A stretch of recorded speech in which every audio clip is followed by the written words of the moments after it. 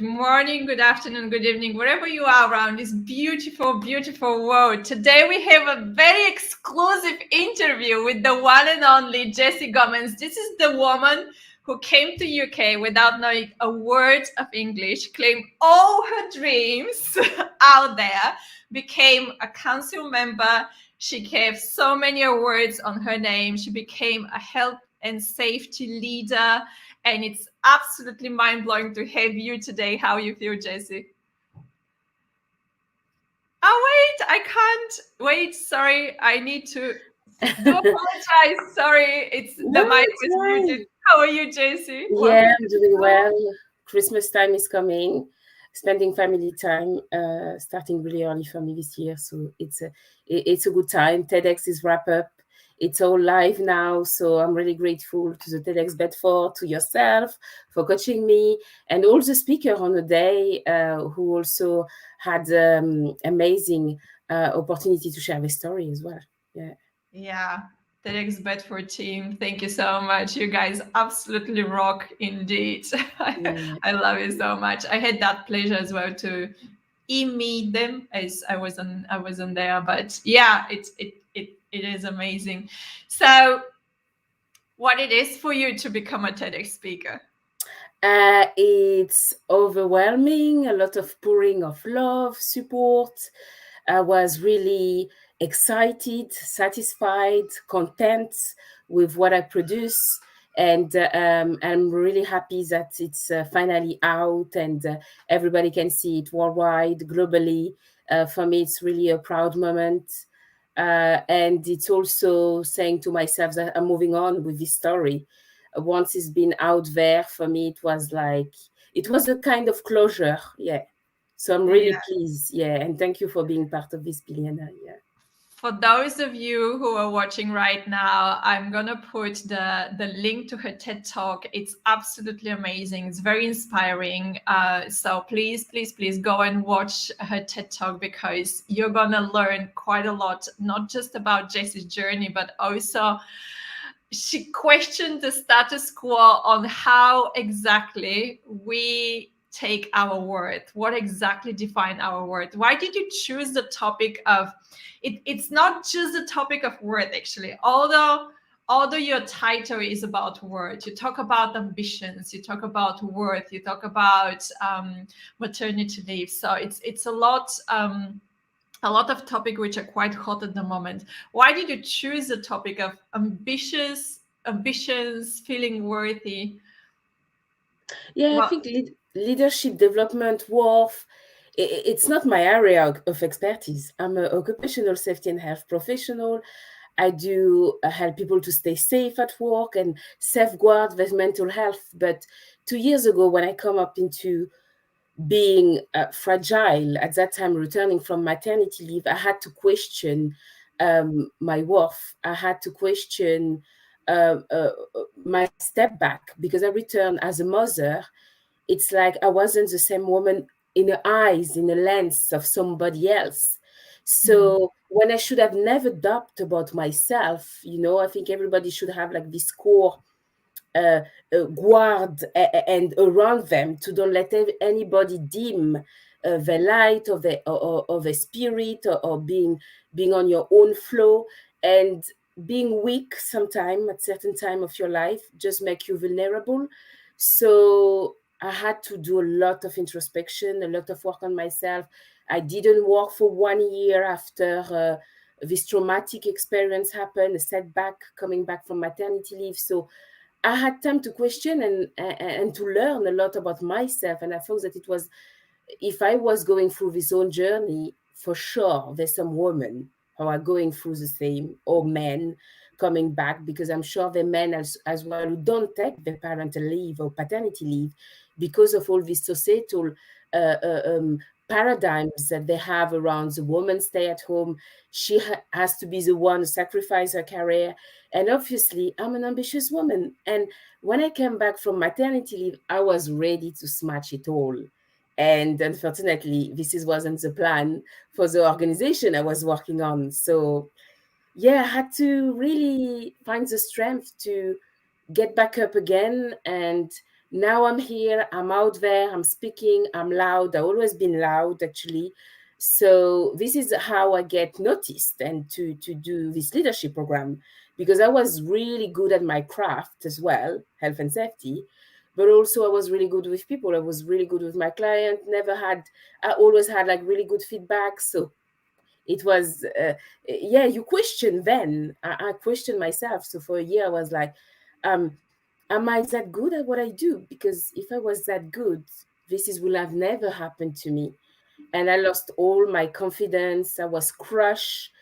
And I'm telling you, sometimes when you're in the dark, you feel like you will never come back to the light. And I thought I will never come back. I had really dark thoughts, and I'm here today. So I want to support other women, because the statistics are clear. Women feel 87% of them feel 77% of them feel that something is not quite right when they come back from maternity leave. So if you feel it, it's because it's not right. You're not crazy.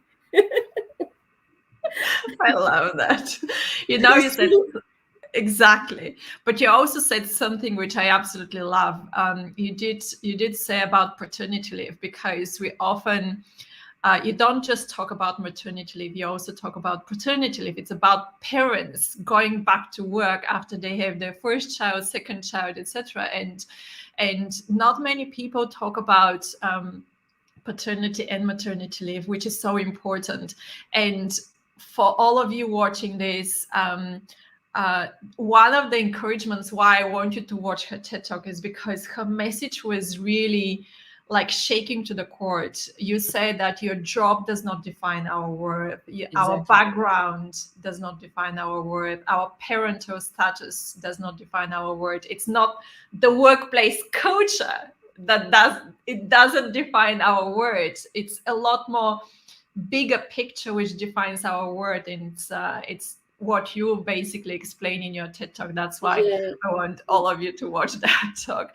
And I But think it's important to think about what do you do outside of your job, because if you trap into day to day to just do your job, there like really high chance that if something happen, you get destabilized, you're just gonna question yourself, and it could be really fatal. I'm not even joking, because some people just can't support this type of things. Losing a job, it's something, and you hear every day that people just can't cope with not having their job anymore. So for me, it's really a serious matter, principally because I'm an occupational health and safety professional. So having to go through that, I was like, no, I'm a professional, but I still have this problem. It was so bizarre, because you say, no, it can't happen to me. It's happened to other people. I'm here to help, but it will never happen to me. And I was there, and nobody was really there to support me, even though I was within an occupational safety and health services. Yeah. that is one of my favorite parts actually from your talk. TED Talk was isn't I can't quote you exact words, okay, but it was like, aren't we health and safety occupational leaders supposed to not get Yeah, to depressed, be immune. To be to immune. be immune, exactly, to be immune against depression and Yes, anxiety. It was yes. spot on, absolute spot on. We're But not, also, we human. yeah, Yeah, we human. absolutely. Yeah. And what I also find is I went through a difficult period. When you're in the dark night periods, you don't know how long it's gonna take, literally, and you really need some kind of like a snap, like a really something to get you out of, because when you're in the dark zone, you completely lost time. Like Mm-hmm. it doesn't matter if it's a day or night, it doesn't matter if it's like what month it is, what week it is in the year. And I can't even imagine what it is to have a kid meanwhile, which is basically your kid was almost a baby at that time, so that must be Yeah. It's really it's nearly seriously. having like supernatural power, because you know you're not well and you have to look after someone. And I'm Mm. telling you, I mean, parents have to get a lot of credit for this, because sometimes a woman is not well enough to look after the child. But I say the beauty into this, because even though I was in this space and I wasn't well, I could still take care. It's like there's something kicking in as an instinct who say, I'm not well, but I'm well for my child. I can look after her. I could nurture her, and everything went fine in her side. And obviously, you need to get a support, because it takes a village to raise a child. And even though my parents are not here, I don't have family member, friends are not always living next door. So you really have to get this network of support around you when you are a new mom. So I think this is really important, and this is what I'm gonna even work more when I'm gonna have a second child. It's like really nurture this network of people, get help, get support, don't stay on your own. Yeah, let's step back. So you know how a lot of people, like, you went through all this period, and then at some point you said, I want to share my whole wisdom and my journey with the world, and that's when it comes to you to do a TED talk, basically, correct? So some people think that doing a TED talk is super difficult, and it's like a lot to do, and some people like exactly the opposite, like, oh, it's so very easy, you know, it's nothing, you know, to put that much time and effort in it. What was your journey? How you can describe your TED journey? I think for me, I like this word in English which is called sugarcoat. You know, I don't like to sugarcoat things. I like to be raw. I like to say the truth. If you want anything in life, you have to work. I remember when we were doing our training, it was at 7:30 in the morning, isn't it? The Yeah. time that my daughter wake up, it's you have to get organized. Nothing come easy in life. I don't think anything I've done came easy, but you need to have this determination. You have to have this desire to start something. So obviously, I'm not gonna say to people doing a TEDx, it's easy.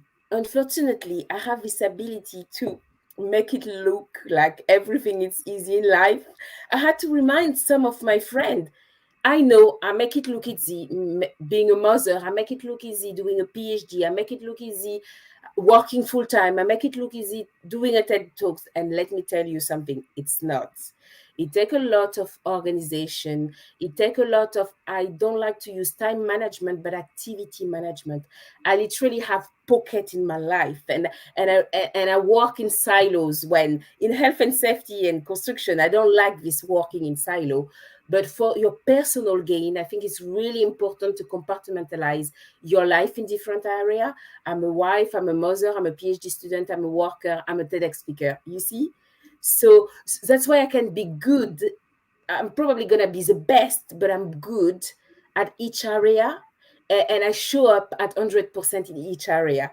So if you want to do a TEDx, it's going to take dedication. And I had to take this. I did your crash course. I did the crash course with Biliana, and it was over 6 or 4 weeks. Can't remember that it back to February. I had to dedicate this time, 4 weeks. I had to dedicate this time. And on top of that, obviously, you need to have extra time to work on your talk, going back to Biliana, do your own research. What do you really want to share with people? Because I have loads of story to share, but we had really have to streamline. And yeah, this is how I come up. So it was still overwhelming is the same word, but also exciting. Yes, so I think it's really what it was, but it doesn't come easy. You have to do something. Yeah. If you don't mind, I'm gonna share a little bit from the, you know, backstage. When we were doing the course, it was Jessy and one more amazing lady, and basically the other TEDx speaker was done with her script basically from version 2 or 3, right? And and we were going on with a new version, and then a new version, and then a new version. And Version 9. I finished with version 9. I didn't want to mention, but yeah, it was version 9 when we finished. And the very, very last session with Jessy, I was asking them for feedback. and you said something which totally made my day. I was with every different version of the script, I was like, Jessy has to go on stage and tell her story. She has to go on stage and tell her story, right? And I kept tweaking the whole script, so like helping you to use the words what you use, because this is your talk, this is your dictionary, this is your story, and the way how you want to say it. But I also want you to take out the fluff and stories which are not related to that specific topic, etc. And on the last session, you said something which was like, you wanted to give up somewhere at some point. You just wanted to give up and stop the course. Oh yes. It was really painful. I think I was more thinking about you. I thought you will give before I did, and because you were so determined as well. This is why a coach is really crucial, because when you want to stop, they're gonna be there and tell you, no, you have to keep going. Remind yourself why you started, and remember you asking us why we wanted to do a TEDx. And I think it comes to everything you do in life. It's why. Jessy, why do you want a PhD? Jessy, why do you want to still work? Jessy, why do you want to be a TEDx speaker? Why? Always. So I knew my why. So when we defined that, I could just not go back. We could not go back. I think you too. We kind of having like this contract together that we had to deliver this talk. Yeah. And for all of you watching, I'm gonna also say this. So Jessy did the course with me in February, right? And then you kept applying for different TEDx organizers. You had a lot of rejections. At some point in the summer, your dad passed away, which was also very traumatic. And then you were like, keep speaking, like, do you want to do it? And you were even more determined after your dad left this world. You're even more determined to tell your story, because, and I can tell, like the day when your talk was published a few days ago, and when it was published, I got super emotional. I was like, your dad would be so proud of you right now. Yeah, it's amazing. Yeah, I think now I'm more determined with everything, because he was my mentor, he was my coach, he was pushing me to do everything, and I feel like he's still here with me, he's still pushing me. So I feel like I will let him down if I just don't do. He was so proud of me, so I just can't absolutely stop. Yeah. But yeah, it's just for all of you watching and thinking like becoming a TEDx speaker is just like oh, it takes so long time, and everything. Well, you can look at Jessy. She really went through a lot, to become a TEDx speaker, but she was still determined to do it, which is amazing. And also, do you mind if you slightly lift yourself? Oh my God. Surprise. The moment when at some point Jessy was like, oh my God, I have a spot at TEDx Bedford, and I was like, yes. And she said, oh, by the way, I'm pregnant. Yeah. So second baby, and I mean all the things could have like make me stop, and I was actually sick for 3 months. So it was really lucky that it was October. Because if it was before, it would have been really difficult for me, because I was running on sugar for 3 months, and I wasn't really well. So so I had a 4 months pregnancy bump for my TEDx. So I don't know if some of you can spot it, but I'm quite chubby at the moment. So it's not just eating from being at home. Oh gosh, that was and there is one fun also. I want to share that quickly. Every time when I work with people, we also discuss like what you're gonna wear, including jewelries, what you're gonna put, and shoes and clothes and everything. And Jessy was so determined that she you didn't want your belly to be showing, basically. It's that I wanted to look nice. And sometimes this pregnancy dress doesn't always put you. So I wanted a dress that wasn't a pregnancy one. So it was like really difficult. And I wanted to look still stylish. And I think the dress I had really did the job. And I've been really lucky. Yeah, because it was quite flowy and really flattering of my new body. And I'm really proud of the video. I'm really fine with it. Yeah, I'm really fine. Yeah. Yeah, absolutely. Well, congratulations again, as Thank that is you. a dream of you which has been dream for ages, and I'm so happy that that dream now came true, and it's officially now, like, you are Yeah, a TEDx it's speaker. official. Spread the word. For me, it's love. I think everybody who has a story to share and to do a TEDx, it's spreading love, wisdom around. So yeah, so definitely have a look, and you will be supporting uh, this love and wisdom if you share with your friend, like the post, comment, share it. I think it's really crucial. It's a support, definitely. And I haven't Absolutely. finished with my advocacy work. I'm just getting started. I absolutely love it. Last question before we finish. What is next for Jessy Gomes?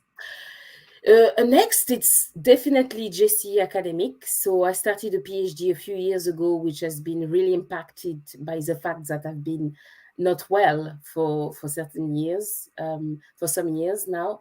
But now I'm completely determined to finish this PhD.